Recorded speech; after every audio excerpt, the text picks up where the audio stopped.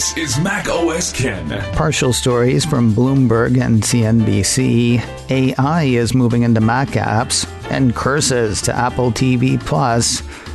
It is Tuesday, the 17th of October, 2023.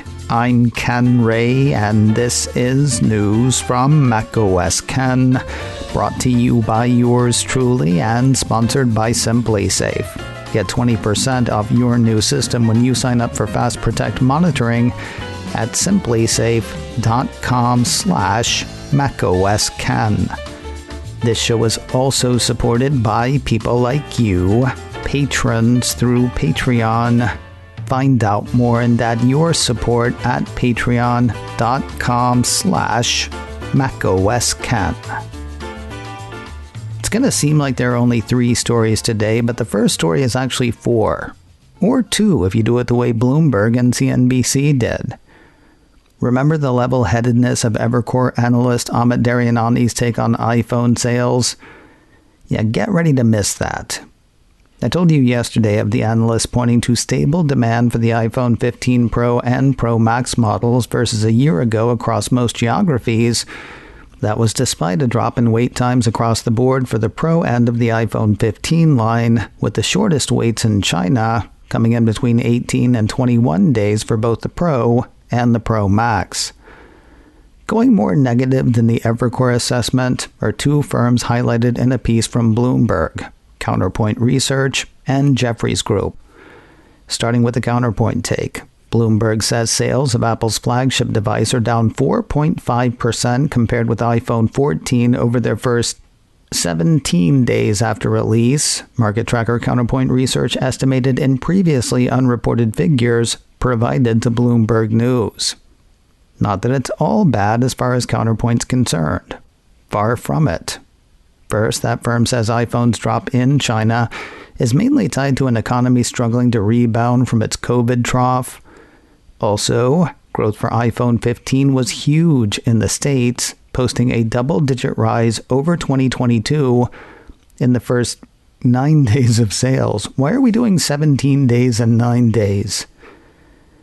Based on those first 9, Counterpoint Research Director Jeff Fieldhack was quoted as saying, "The U.S. is hot right now with back-to-back stellar weekends for the new iPhone.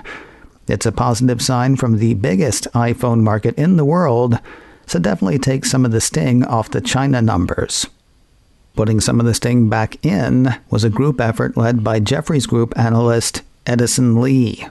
He says early sales for iPhone 15 in China were down a double-digit percentage compared to last year's iPhone 14. He doesn't blame China's COVID-hit economy, though. He blames Huawei and its Mate 60 Pro. According to a note from Jefferies, Huawei is now number 1 in China's smartphone market, displacing Apple. Quoting his note, "The trend suggests iPhone would lose to Huawei in 2024. We believe weak demand in China would eventually lead to lower than expected global shipments of iPhone." Now, Lee's is not a name I've heard before. I went to TipRanks to find his rating and price target on Apple shares, and found he has neither. He doesn't follow Apple for Jefferies. With a success rate of 43% according to TipRanks and an average return of negative 4.9%, Lee follows a number of Chinese firms for Jefferies, including China Data Group, China Telecom, ZTE, Alibaba, China Unicom, and China Mobile. The guy who actually follows Apple for Jefferies is Andrew Yerkwitz. With a success rate of 58% according to TipRanks and an average return of plus 20.7%, he's got a buy rating on Apple shares and a price target of $220. One wishes Bloomberg had pointed that out. Might have been neat if CNBC had done so as well. It did not. After harping on the Jefferies note, what CNBC did mention was a target reduction on Apple shares by Morgan Stanley analyst Eric Woodring in a way that seems almost malfeasant. After going over and over and over the Lee-led Jefferies note, CNBC said, Additionally, analysts at Morgan Stanley cut their price target for Apple from $215 to $210 in a report Monday.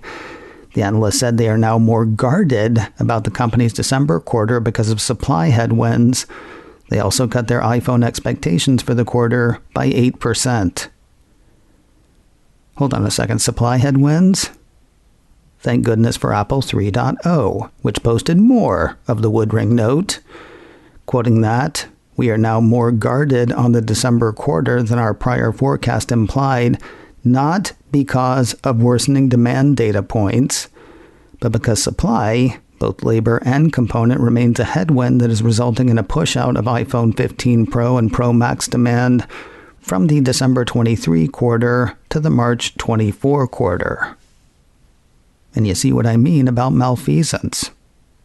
Based on the writing of an analyst who doesn't follow Apple, the CNBC piece spends most of an article arguing that iPhone demand is down.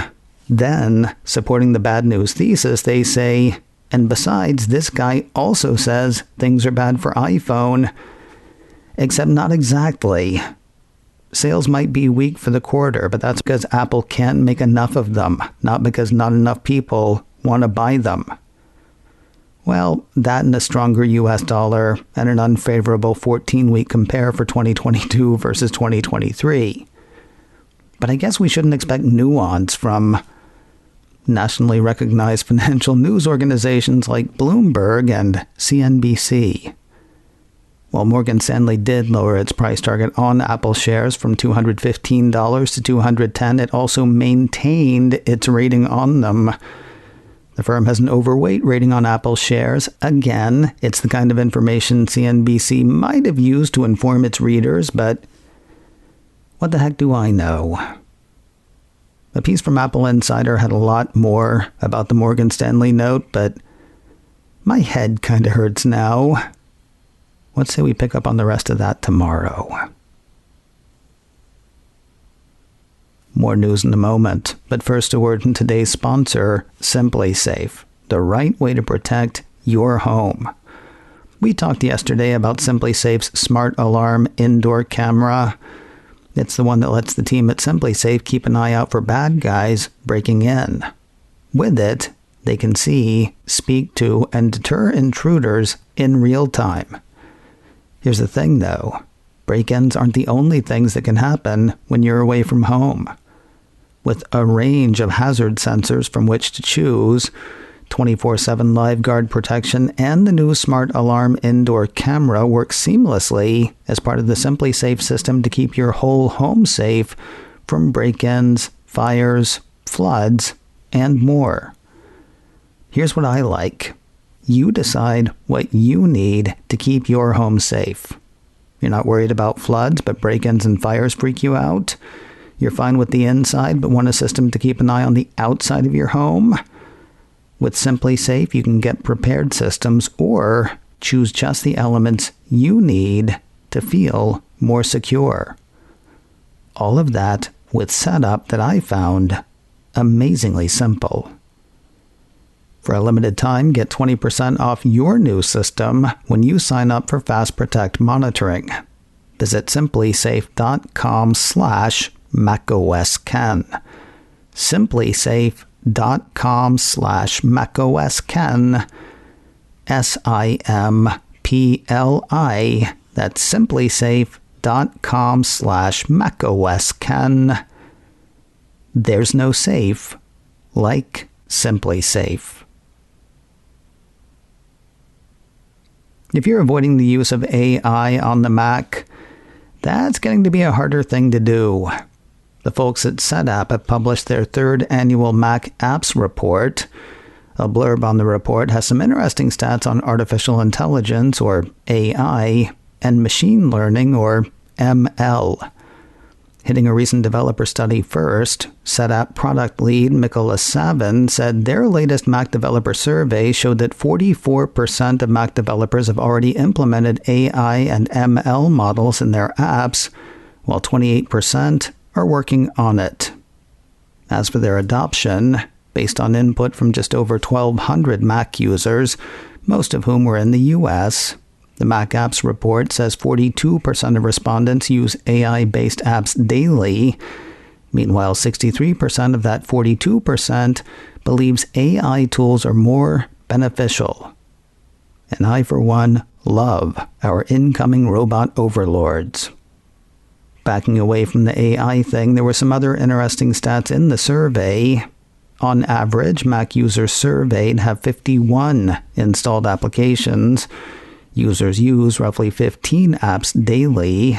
83% of Mac users surveyed have paid for software for their Macs in the previous month.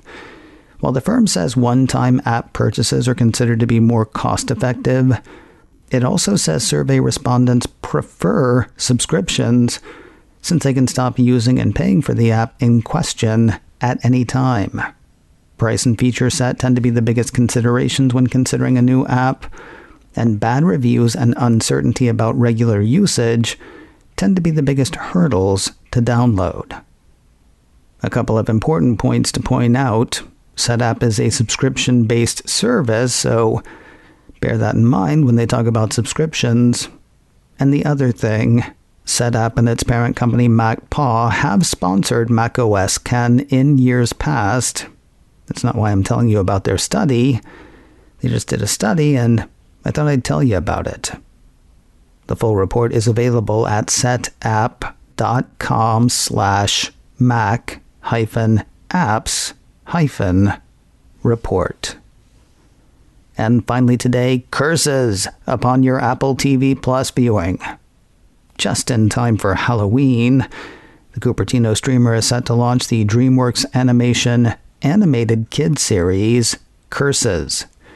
Describing the series, a press release from the streamer says when a generations-long family curse turns Alex Vanderhoof into stone, it's up to his two kids, Pandora and Russ, along with his wife Sky, to return artifacts stolen by their ancestors to their rightful homes, and finally lift the curse for good. Names of note in the voice cast include Reed Scott, Rhys Darby, James Marsters, Rhea Perlman, Felicia Rashad, and the original Freddy Krueger, Robert Englund.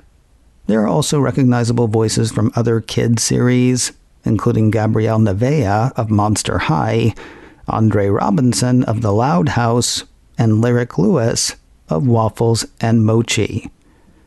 The Spooky Adventure series hits Apple TV Plus on Friday, the 27th of October, just in time for Halloween. There is a trailer for the series up now on YouTube. macOS Ken, brought to you by me and sponsored by SimpliSafe. Get 20% off your new system when you sign up for Fast Protect monitoring at simplisafe.com/macOSKen. This show is also supported by people like you, patrons through Patreon. Find out more and add your support at patreon.com/macOSKen. Advertising handled by Backbeat Media. Online at backbeatmedia.com. You can reach me a couple of ways. Info at macosken.com or call 716-780-4080. Until next time, that is news from macOS Ken. I'm Ken Ray.